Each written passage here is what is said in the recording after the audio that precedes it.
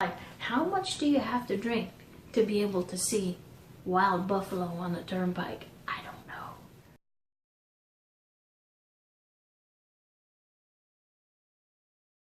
know. Okay, this is my buffalo story. It was about 1985, and I lived in the Florida Keys. I was an animal control officer by day and an EMT by night. I had just finished my EMT training, and I had a very large graduating class. It was a volunteer ambulance service there on the Keys, and when there was a call, there were usually several of us respond, just trying to get experience with our skills. Truth was that a lot of times you didn't get to do much more than buckle the gurney. There were so many of us. So I carried my first aid kit everywhere I went, just waiting ready for the opportunity to help if I could. So this Friday night, my sister and I were going to travel up to Orlando, which was an 8-hour drive for my birthday weekend. We packed up her Ford Escort. It was a late day at work. We had a late start. It was about 7 o'clock at night, and we're just ready to shake off the work week and go have some fun and relaxation. And just as we were pulling out of the driveway, her husband leaned his head in the door and said, "Hey, don't wreck my new car." We just laughed it off, and off we went. So we were about 2 hours into the ride, just getting on the Florida Turnpike, and Kathy had first shift. So I kicked my chair back and was ready to take a nap. Well, I hadn't exactly touched La La Land yet, and Kathy shouted, "Karen, there's a car sliding on its roof in the southbound lane." And of course, I sat up and I said, "Well, we have to stop."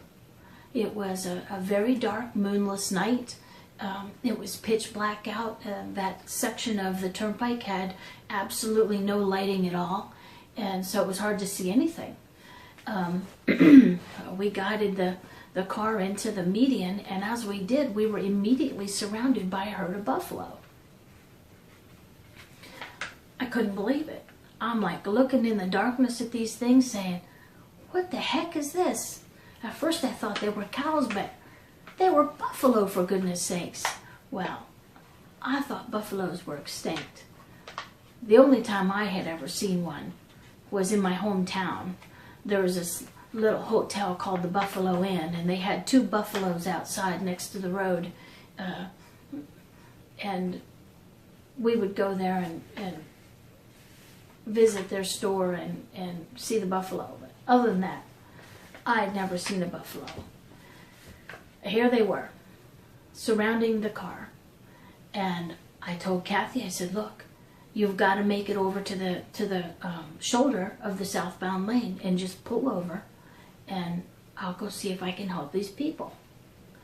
Well, I didn't know what would happen. I didn't know if buffalo would attack you or if they would bite. I didn't know what they did. But I get my first aid kit, which was this big tackle box thing, and I headed out and stepped over the legs of a dead buffalo and started making my way across to the median to help these people. It was an SUV turned over. There were, I believe there were 4 people in there crying to get out, scared, upside down. I quickly assessed the situation and realized that if they moved away from the windows, I could break the window and help them crawl out. So that's what we did. Thank God there were no major injuries. There was one girl with a broken arm, and everybody else was just shaken up and with bruises and contusions. So anyway, they get out, and I splinted up the arm and got them away from the vehicle into a safe area, and by this time there were a few cars stopping, and local EMS came. Somebody, thank God, had called for the cavalry, and so I turned over the scene to the local EMS, and right at that time, this guy came out from behind me and said, "What are we going to do about the buffalo?" Well, I just kind of laughed out loud. I really did laugh out loud, because my EMT class was so big that, like I said, you don't get to do anything. And here I was, an animal control officer and an EMT, and at that first moment, I was the only one, and I got to do everything. It was great. I mean, for me, it was great. Bad situation, but good for a responder. And so I'm laughing at this guy, and I'm like, I don't know what to do with a buffalo. How often do you have to deal with this situation? If I had to transport a wild dog or an injured dog, I would take duct tape and wrap its snout so that it couldn't injure itself or anybody around that was trying to help. And so that was the only thing I knew to do. And so, of course, I had some in my first aid kit, and we wrapped it around the snout of this massive animal. It had a broken leg, and it was standing on three, crying in the middle of the highway. And we gently pushed and pulled the thing over to the median. And I looked over the back of the beast, and I said to this guy, "Look, nobody is ever going to believe this story. I've got to cut off a piece of fur." Well, truth is, that moment was gone pretty quick. My first aid kit was not right there with me at the moment, and I just started realizing I needed to get out of there.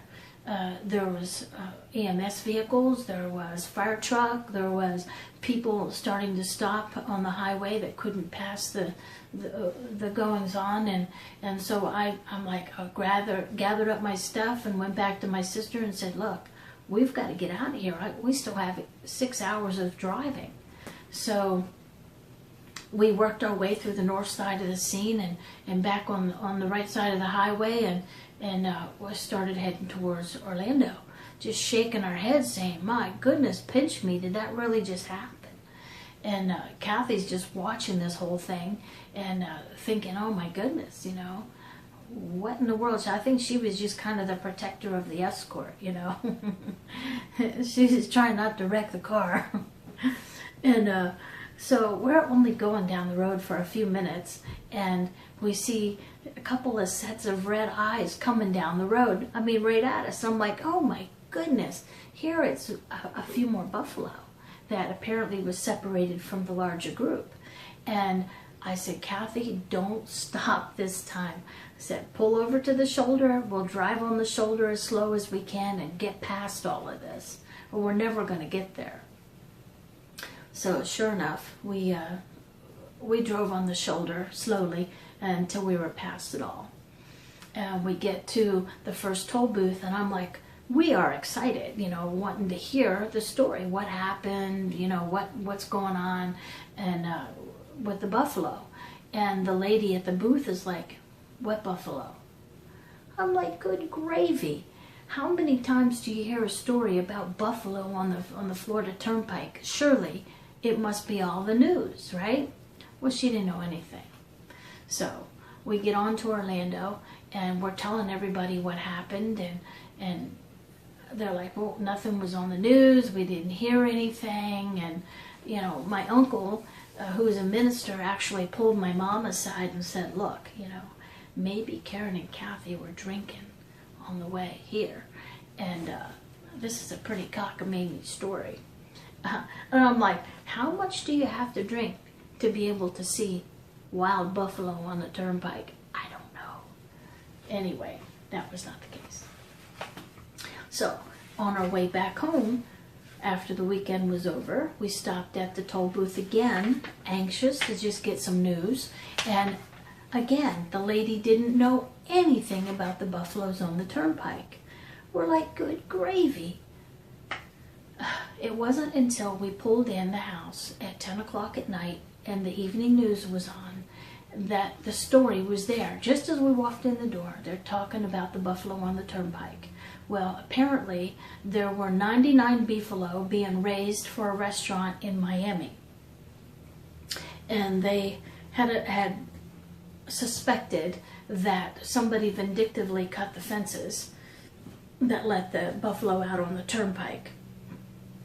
And not only that, but apparently a couple more cars slammed into the herd after that point.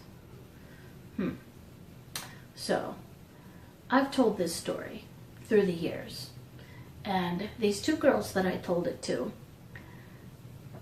were a little apprehensive in believing it.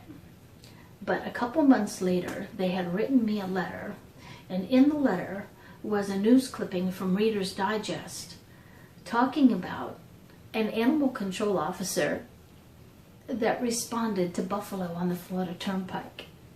LOL, right? That wasn't me. As a matter of fact, Kathy and I were the first responders, and nobody ever knew we were there. But this story was all about this animal control officer and his experience of dealing with the buffalo on the turnpike. But by all rights, it's our buffalo.